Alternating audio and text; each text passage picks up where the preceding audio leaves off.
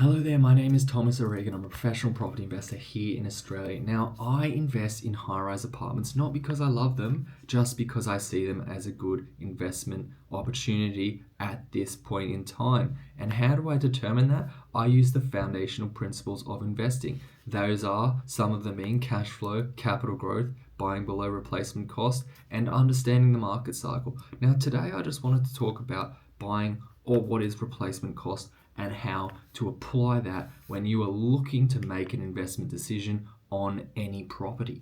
Now, a replacement cost is simply how much would it cost to replace this property if we were to build it today? And what you'll find is as time goes on, replacement cost goes up because inflation happens, labor costs go up, and so does material costs. And guess what else goes up? Land. All these things go up, and that means as time goes on,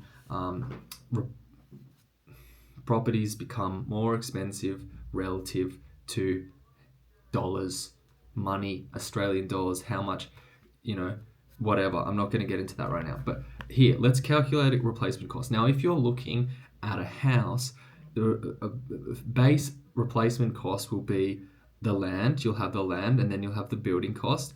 And that's pretty much it, right? So the easiest way to work that out would be you'd look at some vacant land that's the same size as whatever you're looking at.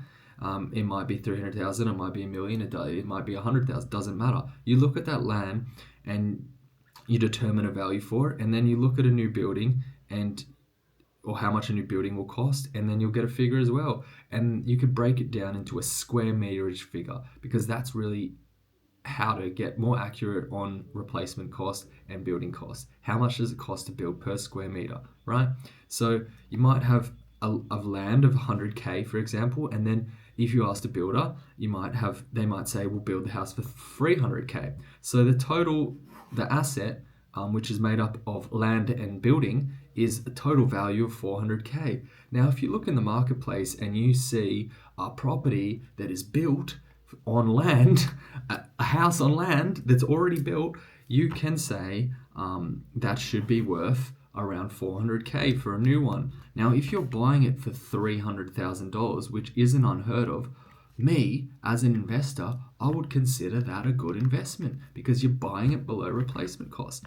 Now, if you were to do the same numbers on an apartment, and which is what I do, but I just used a house because it's more simple for people to understand, because it's a little bit more complex when it comes to apartments, especially high-rise apartments, because you've got developer's margin, soft costs, hard costs, and so on and so forth. You've got the cost of the loan, you've got the cost of the materials, you've got a lot of costs, whatever.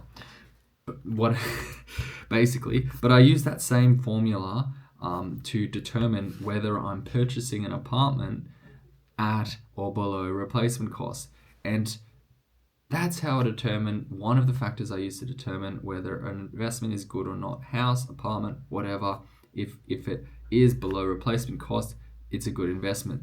Now, this is part of a series, and I'm making another video on market cycles, but not obviously for everyone, but obvious for me.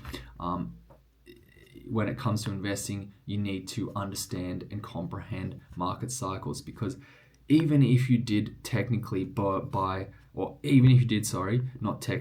if you did buy a property below replacement cost, it is intrinsically a good investment. But if you buy it at the wrong time in the cycle, that could mean even though you've bought with the one fundamental, you could not get a good return on this investment for a long time, right? So that's what I'll do a video on next. See you guys next time. Bye.